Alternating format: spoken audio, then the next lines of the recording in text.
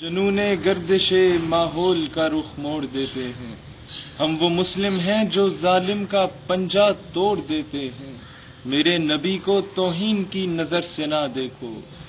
زمانہ جانتا ہے ہمیں سی آنکھیں پھوڑ دیتے ہیں۔ پاکستان بننے سے پہلے جب غازی علم الدین نے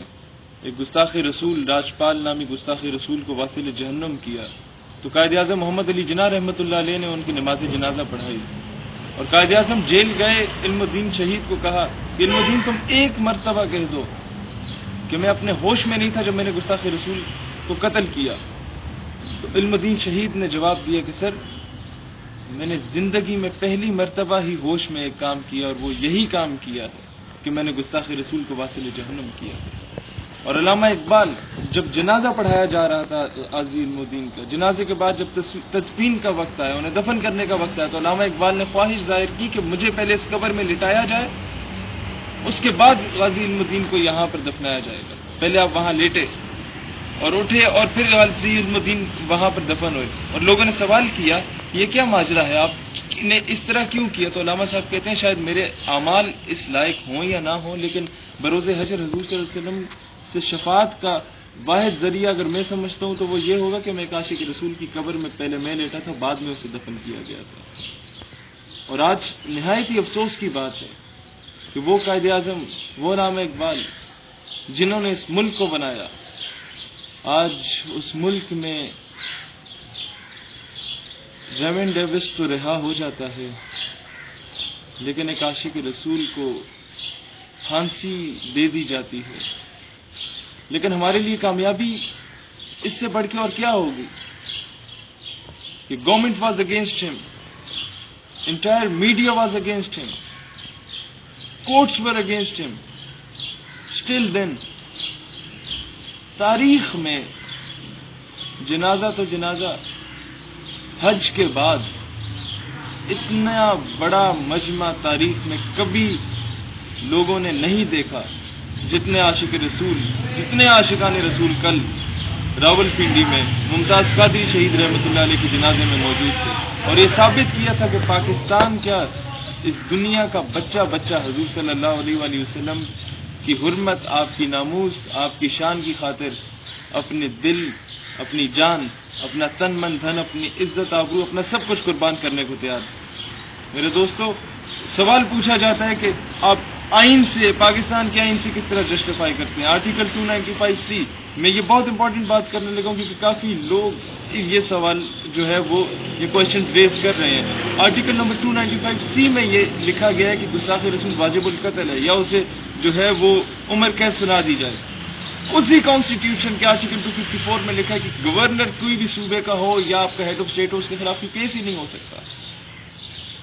لوگوں نے کیس کرنے کی کوشش کی سلمان تاثیر کے اگینسٹ، لوگوں نے قانونی راستہ اختیار کرنے کی کوشش کی، لیکن جب وہ مجبور ہو گئے کیونکہ ہمارے آئین میں لکھا ہے کہ آرٹیکل 254 کے تحت کہ اس کے خلاف کیس ہو ہی نہیں سکتا، تو آرٹیکل 295A میں یہ لکھا ہے کہ you can defend your religious views practically اور فزیکلی، اس طرح کا کچھ لکھا ہے کہ آپ اپنے ریلیجیس ویوز کو، اگر کوئی ٹارنش کر رہے ہیں آپ کے ویوز کو، تو آپ ڈیفینڈ کر سکتے ہیں۔ تو وہاں سے غازی ممتاز حسین قادری شہید کا وہ ایکٹ جسٹیفائی ہوا کہ جو انہوں نے کیا وہ ٹھیک کیا۔ اور رہی بات کانسٹیٹیوشنز کی، تو ناموس رسالت صلی اللہ علیہ وسلم کی جب بات ہوتی ہے تو عشق رسول کسی قسم کے قانون کا محتاج نہیں ہوتا۔ کوئی شخص گستاخی کرے گا تو ہمیں کسی سے پوچھنے کی ضرورت نہیں ہونی چاہیے کہ ہم اس کے اگینسٹ ایکٹ کریں یا نہ کریں۔ اگر کوئی شخص ایک گھر کا مالک ہے اور اس کا بیٹا اس کے اگینسٹ بات کرتا ہے یا اسے گالی دیتا ہے، تو اس بچے کو اس گھر میں رہنے کا حق نہیں ہے، یا اس شخص کو جو اسے گالی دیتا ہے اسے اس کے گھر میں رہنے کا حق نہیں ہے، کیونکہ اس گھر کا مالک وہ ہے۔ تو یہ کائنات رسول اللہ صلی اللہ علیہ وآلہ وسلم کے لیے بنی ہے، تو اس شخص کو اس کائنات میں رہنے کا کوئی حق نہیں ہے جو آپ کی شان میں گستاخی کرتا ہے۔ میرے دوستو،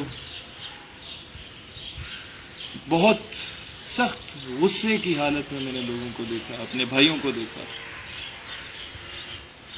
میں سمجھتا ہوں کہ یہ ہماری بہت بڑی کامیابی ہے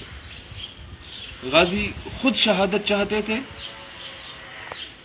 آپ نے کبھی رحم کی اپیل نہیں کی، یہ تو ان کے چاہنے والوں نے کیس لڑا، سارا کچھ کیا۔ غازی کی خواہش پوری ہوئی اور دنیا نے دیکھا کہ اتنے پرامن لوگ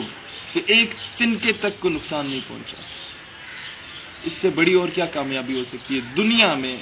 غازی ممتاز قادری کے جنازے سے اسلام کا اتنا پازیٹیو امیج گیا کہ اتنے مشتعل لوگ بھی اتنے پرامن رہے، غصے کے باوجود